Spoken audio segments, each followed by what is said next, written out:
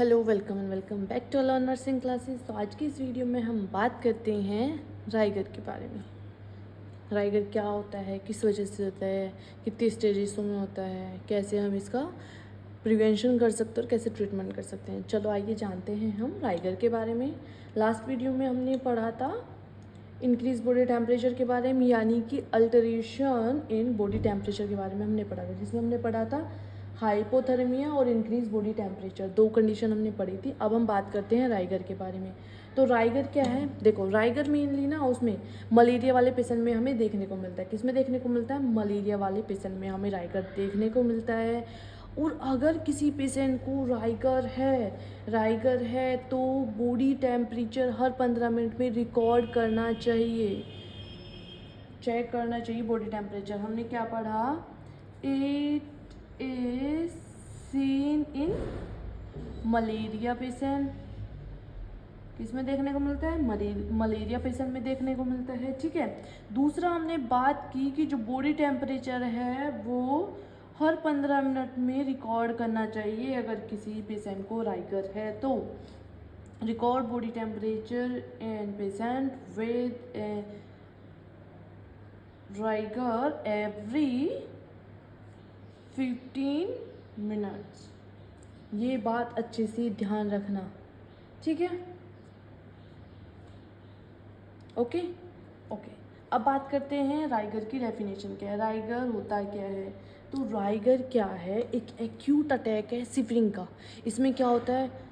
एक acute attack आता है सिवरिंग का, जिसमें हमारी बॉडी टेम्परेचर जो होता है 105 से ज़्यादा चला जाता है। हमारी बॉडी का टेम्परेचर कितना देखने को मिलता है? 105 से ज़्यादा देखने को मिलता है हमारा बॉडी का टेम्परेचर। किस में? राइगर में। ठीक है। राइगर में आपको एक्यूट अटैक आएंगे सिवरिंग के। राइगर क्या है? एक्यूट अटैक देखने को मिलते हैं। किस चीज़ के? सिवरिंग के।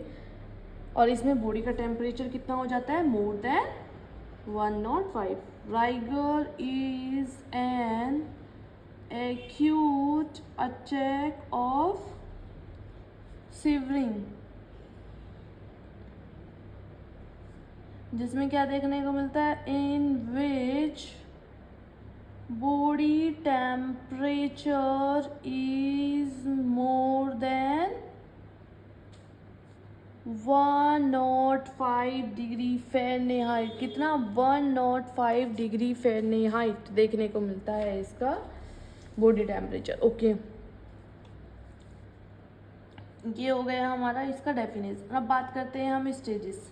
राइगर की 3 स्टेजेस देखने को मिलती हैं, cold, hot and sweating stage. कितनी स्टेज देखने को मिलती है?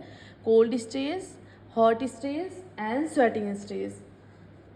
हमारी 3 स्टेज है राइगर की, cold, hot and sweating. Cold में क्या होगा? पेशेंट को अनकंट्रोलेबल शिवरिंग होगी, ठीक है, जिसमें पेशेंट को क्या फील होगा? चिल्स फील होगा, बहुत ज़्यादा ठंडी लगेगी। एंड बॉडी का टेम्परेचर कितना देखने को मिलेगा? 103 डिग्री फ़ारेनहाइट देखने को मिलता है इसमें, कोल्ड में। और कोल्ड इसमें स्टेज में हमें ट्रैकिकार्डिया भी देखने को मिलेगा, ठीक है। हॉट में क्या होता है? इसमें अनकंट्रोलेबल शिवरिंग जो हो रही थी कोल्ड में, वो यहाँ पर आके रुक जाती है, हॉट स्टेज में रुक जाती है, स्टॉप हो जाती है। पेशेंट को गरम गरम फील होता है इसमें।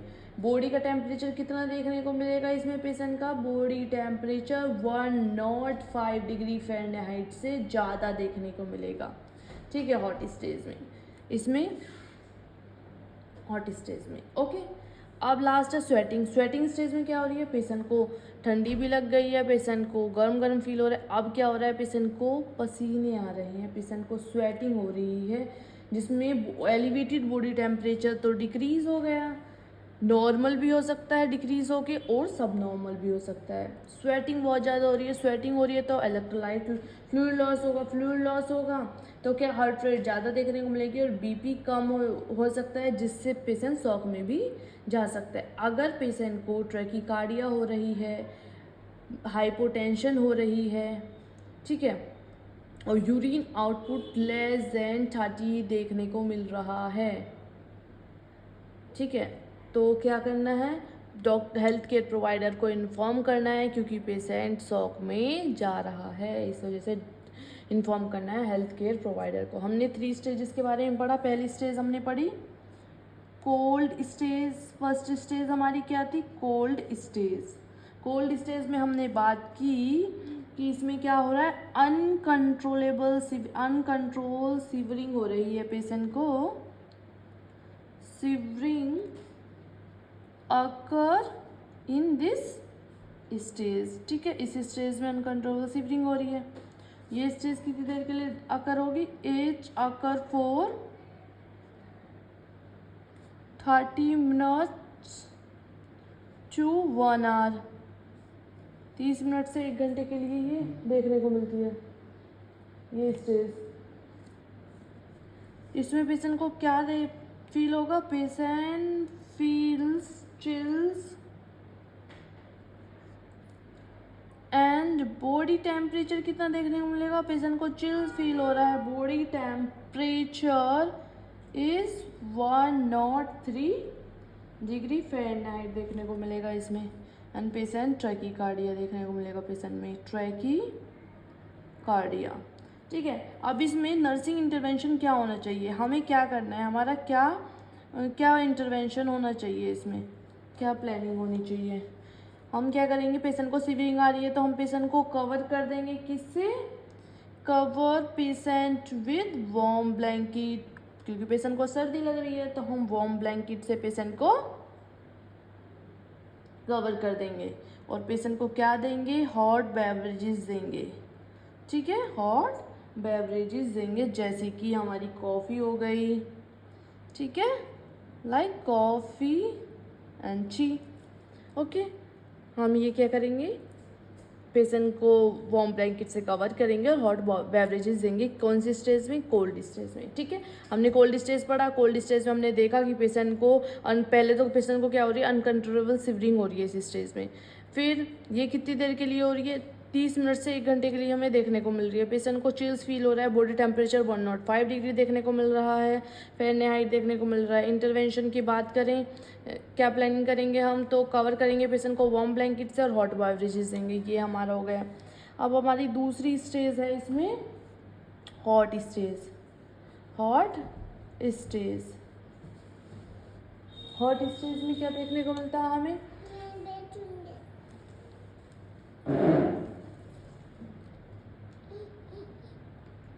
हॉट स्टेज में क्या देखने को मिल रहा है? इसमें पेशेंट को अनकंट्रोलेबल जो सीवरिंग हो रही थी वो स्टॉप हो जाएगी। जो अनकंट्रोलेबल सीवरिंग हो रही थी पेशेंट को वो क्या हो जाएगी?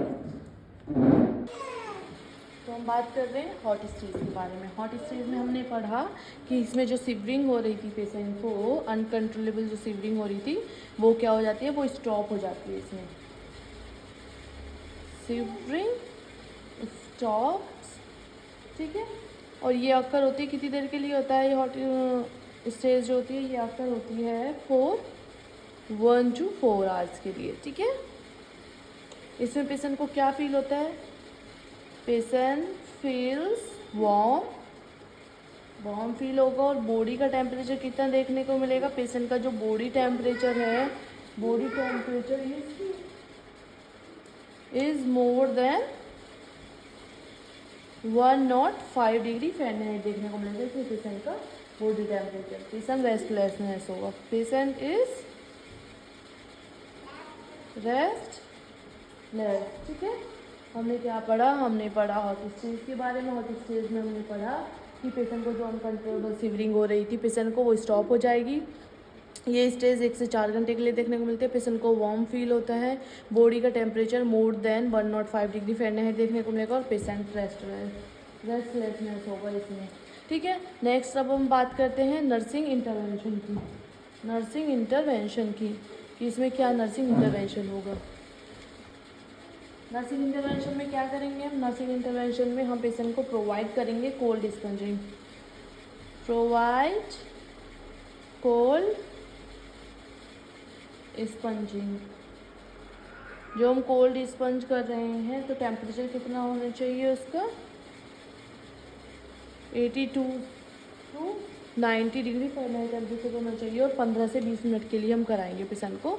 और कोल्ड स्पंजिंग कितनी देर कराएंगे? 15 से 20 मिनट के लिए, ठीक है। और क्या यूज़ करेंगे? यूज़ करेंगे कन्वेक्शन मेथड। कन्वेक्शन मेथड में हम कौन सा मेथड यूज़ करते हैं बताइए। हमने लास्ट वीडियो में हमने पढ़ा था, कन्वेक्शन मेथड हम पढ़ चुके हैं। कन्वेक्शन मेथड का यूज़ करेंगे हम, उसमें हम फ़ैन का यूज़ करेंगे, ठीक है। हॉट स्टेज में हमने क्या पढ़ा, अनकंट्रोलेबल सिवरिंग स्टॉप हो जाएगी, ये 1 से 4 घंटे के लिए देखने को मिलेगी। पेशेंट को वार्म फील होगा, बॉडी टेम्परेचर 105 डिग्री फ़ारेनहाइट से ज़्यादा हो जाएगा। इसमें हम पेशेंट को कोल्ड स्पंजिंग प्रोवाइड करेंगे एंड कन्वेक्शन मेथड का यूज़ कर। तो नेक्स्ट स्टेज है हमारी स्वेटिंग स्टेज। स्वेटिंग स्टेज में हम क्या करेंगे,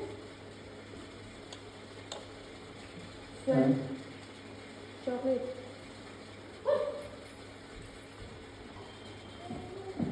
थर्ड स्टेज है हमारी स्वेटिंग स्टेज।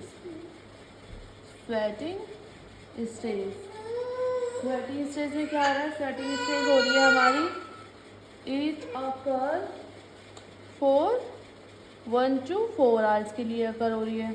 इसमें क्या होता है, जो एलिवेटेड बॉडी टेम्परेचर था, एलिवेटेड बॉडी टेम्परेचर वो डिक्रीज हो जाएगा, डिक्रीज टू नॉर्मल और सब नॉर्मल, ठीक है, नॉर्मल और सब नॉर्मल। इसमें पेशेंट को एक्सेसिव स्वेटिंग देखने को मिलेगी, एक्सेसिव स्वेटिंग देखने को मिलेगी इस स्टेज में। एक्सेसिव स्वेटिंग होगी तो क्या होगा, इंक्रीज फ्लूइड लॉस देखने को मिलेगा, इंक्रीज फ्लूइड लॉस होगा, जिसकी वजह से क्या देखने को मिलेगी, हार्ट रेट इंक्रीज हो जाएंगी एंड डिक्रीज बीपी, यानी कि ट्रैकिकार्डिया एंड हाइपोटेंशन देखने को मिलेगा और पेशेंट शॉक में चला जाएगा, शॉक में भी जा सकता है। तो इसमें क्या करना है हमें पेशेंट को, अगर पेशेंट के हार्ट रेट इंक्रीज़ हो, बीपी डिक्रीज़ हो, फ्लूइड लॉस इंक्रीज़ हो रहा है तो हम क्या करेंगे, लॉस हो रहा है तो हम हेल्थ केयर प्रोवाइडर को इन्फॉर्म करेंगे, inform to health care provider को। अगर हमें ट्रैकिकार्डिया देखने को मिलता है एंड हाइपोटेंशन देखने को मिलता है तो क्या करना है, डॉक्टर को इन्फॉर्म करना है। एंड इसमें एक चीज़ और, जो फ्लूइड लॉस देखने को मिलेगा वो कितना देखने को, यूरिन आउटपुट जो देखने को मिलेगा, यूरिन आउटपुट देखने को मिलेगा less than 30 and less than 30 ml urine output देखने को मिलेगा पेशेंट को, यानी कि तो पेशेंट शॉक में जा सकता है इस कंडीशन में, ठीक है। तो ये हमने पढ़ा। अब इसका नर्सिंग इंटरवेंशन क्या होगा, नर्सिंग इंटरवेंशन की बात करें तो इसमें हम पेशेंट को ड्राई रखना है, keep dry to patients, and क्या करना है हमें पेशेंट को ऑफर करना है energic drink, energic drink patient को प्रोवाइड करनी है हमें। एंड आईवी फ्लूइड एडमिनिस्टर करेंगे, क्या करेंगे, आईवी फ्लूइड एडमिनिस्टर करेंगे। हमने क्या पढ़ा, हमने पढ़ा कोल्ड स्टेज, राइगर के बारे में हमने पढ़ा राइगर के बारे में। कोल्ड स्टेज हमने पढ़ी, कोल्ड स्टेज में अनकंट्रोलेबल शिवरिंग होगी और 103 डिग्री फ़ारेनहाइट बॉडी टेम्परेचर देखने को मिलता है। फिर हमने बात की हॉट स्टेज की, हॉट स्टेज में हमने बात की जो अनकंट्रोलेबल शिवरिंग हो रही थी वो स्टॉप हो जाएगी एंड पेशेंट को वार्म फील होगा और बॉडी टेम्परेचर 105 डिग्री फ़ारेनहाइट से ज़्यादा देखने को मिलेगा, ठीक है। फिर हमने थर्ड स्टेज में बात की स्वेटिंग स्टेज। स्वेटिंग स्टेज क्या होती है, स्वेटिंग स्टेज में पेशेंट को बहुत ज़्यादा एक्सेसिव स्वेटिंग देखने को मिलती है, जो body temperature increase body temperature था सेकेंड स्टेज में वो डिक्रीज़ हो जाएगा, डिक्रीज से नॉर्मल हो जाएगा या फिर सब नॉर्मल हो जाएगा, ठीक है।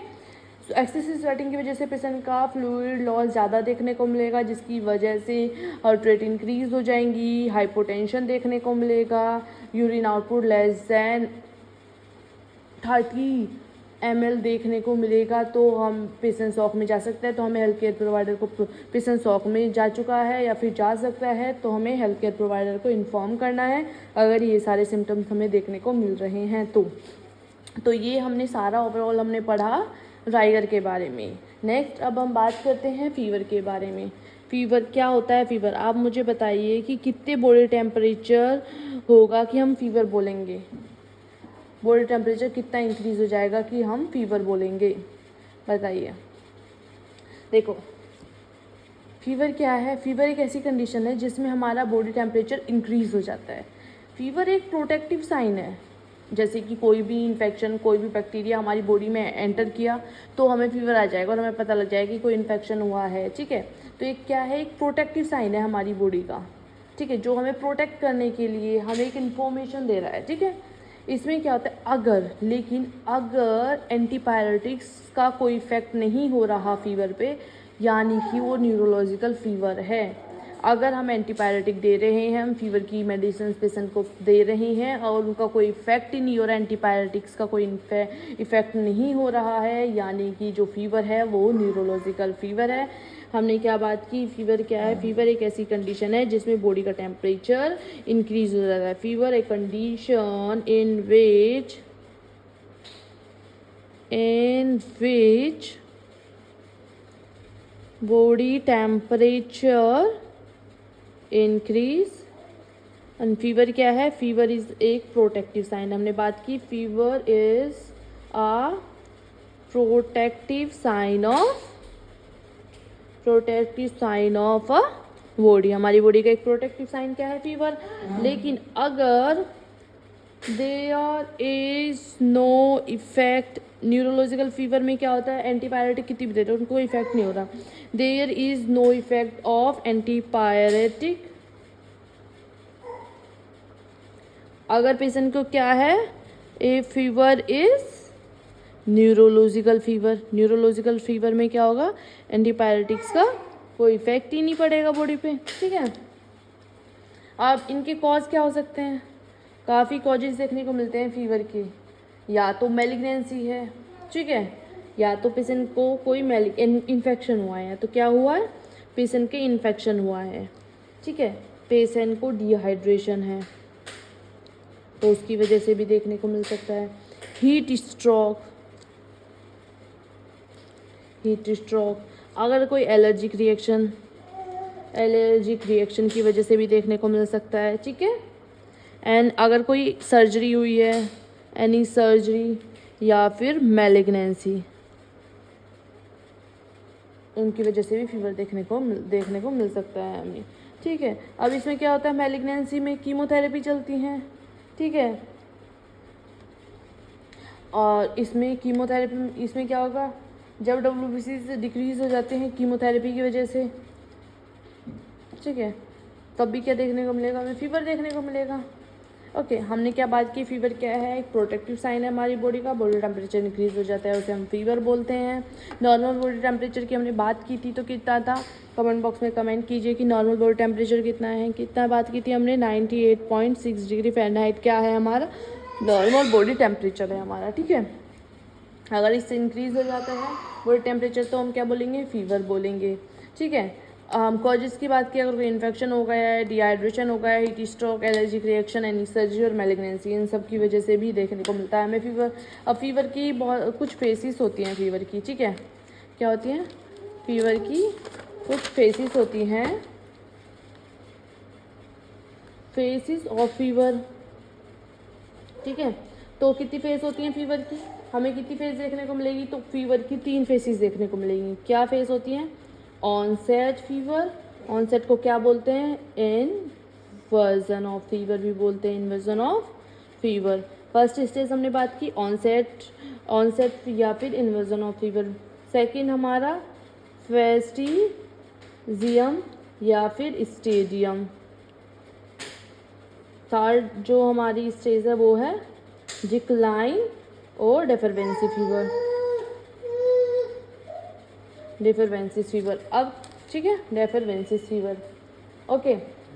अब जो ये डेफरवेंसिस फीवर है वो भी 2 तरह का होता है, इसमें क्राइसिस एंड लाइसिस, ठीक है। अब जो हमारा क्राइसिस है वो भी 2 तरह का होगा, 2 टाइप्स का होता है। ट्रू क्राइसिस होता है एंड सेकंड होता है हमारा फॉल्स क्राइसिस, ठीक है, ओके। हमने बात की ऑनसेट फीवर में हमें देखने को मिलता है बॉडी टेम्परेचर इंक्रीज हो जाता है सडनली, नॉर्मल बॉडी टेम्परेचर से सडनली इंक्रीज हो जाएगा। सेकंड स्टेज में जो एलिवेटेड बॉडी टेम्परेचर था वो सेम रहता है, मतलब जितना था फर्स्ट में हमारा क्या होता है इंक्रीज बॉडी टेम्परेचर, मतलब नॉर्मल बॉडी टेम्परेचर है उससे सडनली क्या हो जाएगा? इंक्रीज हो जाएगा, ठीक है। सडनली बॉडी टेम्परेचर इंक्रीज होगा किसमें? ऑनसेट ऑफ फीवर में।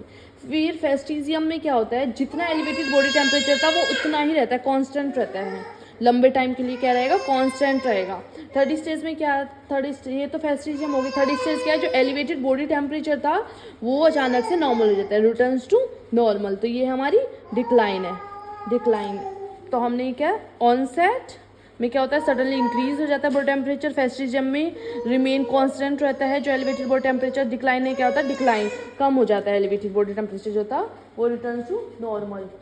ओके, तो ये हुआ हमारा डिक्लाइन के बारे में, डिक्लाइन फीवर। अब हमने बात की थी इसमें क्राइसिस एंड लाइसिस। क्राइसिस में क्या होता है, जो एलिवेटेड बॉडी टेम्परेचर था वो सडनली नॉर्मल हो जाता है, लेकिन लाइसिस में क्या होता है, जिक जैक मैनर में नॉर्मल होगा, ठीक है, जिक जैक ग्रेजुअली नॉर्मल होगा। इसमें क्या होता है, ग्रेजुअली नॉर्मल होता है, धीरे धीरे नॉर्मल होता है, ठीक है। अब हमने बात की क्राइसिस में ट्रू क्राइसिस होता है एंड फॉल्स क्राइसिस होता है। ट्रू क्राइसिस में क्या देखने को मिलता है, ट्रू क्राइसिस में जो एलिवेटेड बॉडी टेम्परेचर था वो नॉर्मल हो जाएगा, लेकिन किसके साथ, जनरल हेल्थ इंप्रूवमेंट के साथ। इसमें क्या होता है, ट्रू क्राइसिस में जनरल हेल्थ ठीक हो जाएगी, लेकिन फॉल्स क्राइसिस में क्या होगा, जनरल हेल्थ इंप्रूवमेंट नहीं देखने को मिलेगी।